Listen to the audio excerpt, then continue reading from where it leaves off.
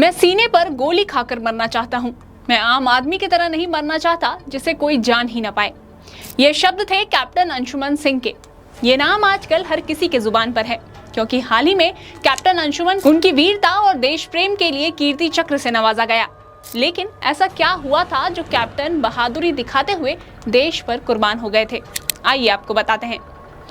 बात है 19 जुलाई साल 2023 की, जिस समय पंजाब रेजिमेंट के 26वें बटालियन के army medical corps captain Anshuman Singh Siachen glacier पर तैनात थे। रात का समय था जब अचानक से गोला बारूद बंकर में शॉर्ट सर्किट की वजह से आग लग गई। कैप्टन अंशुमन तो उस आग से बच निकले थे, लेकिन फिर उन्हें पता चला कि उनके 3 साथी बंकर में फंसे हुए हैं। तब वो दोबारा बंकर में एंटर करते हैं अपने साथियों को बचाने के लिए। अपने तीनों साथियों को वो सही सलामत बंकर से निकाल लेते हैं, लेकिन उन्हें बचाते बचाते खुद बहुत बुरी तरह आग में झुलस जाते हैं। फिर उन्हें रातों रात एयरलिफ्ट करके चंडीगढ़ लाया जाता है। इस घटना से 15 दिन पहले ही तो सियाचिन आए थे कैप्टन अंशुमन, लेकिन इस बार कैप्टन अंशुमन नहीं बल्कि उनके वीर गति की खबर घर गई, क्योंकि लाख कोशिशों के बाद भी कैप्टन को बचाया नहीं जा सका और वो वीर गति को प्राप्त हो गए। ये थी उनकी शहादत की कहानी। अब जानिए उनके परिवार के बारे में। कैप्टन अंशुमन सिंह यूपी के देवरिया में अपने माता पिता और छोटे भाई बहन के साथ रहते थे।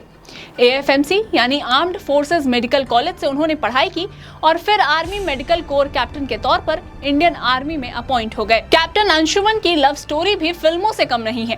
पहली नजर का प्यार, 8 सालों का लॉन्ग डिस्टेंस रिलेशनशिप और फिर शादी।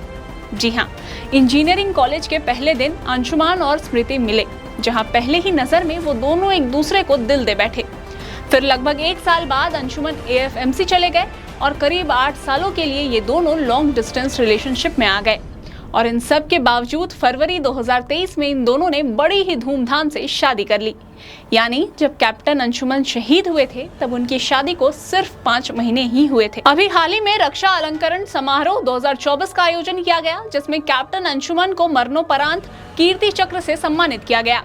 उनके इस कीर्ति चक्र को उनकी पत्नी स्मृति और मां मंजू सिंह ने लिया, जिसका वीडियो इस वक्त सोशल मीडिया पर काफी वायरल हो रहा है, जिसमें सम्मान ग्रहण करते समय स्मृति काफी भावुक लग रही थी। समारोह के बाद स्मृति ने मीडिया से बात करते हुए बताया कि 18 जुलाई की रात उनके अंशुमन से काफी लंबी बात हुई थी, जिसमें उन्होंने अपने आने वाले 50 साल को डिस्कस किया था कि उनका घर कैसा होगा, बच्चे होंगे। फिर उन्होंने बताया कि जब आर्मी से कॉल आया कि अंशुमन नहीं रहे तो शुरू के 7-8 घंटे तो उन्हें विश्वास ही नहीं हुआ कि ऐसा कुछ हो सकता है, लेकिन आज जब मेरे हाथ में कीर्ति चक्र है तो लग रहा है कि हाँ, अब वो वापस नहीं आएंगे।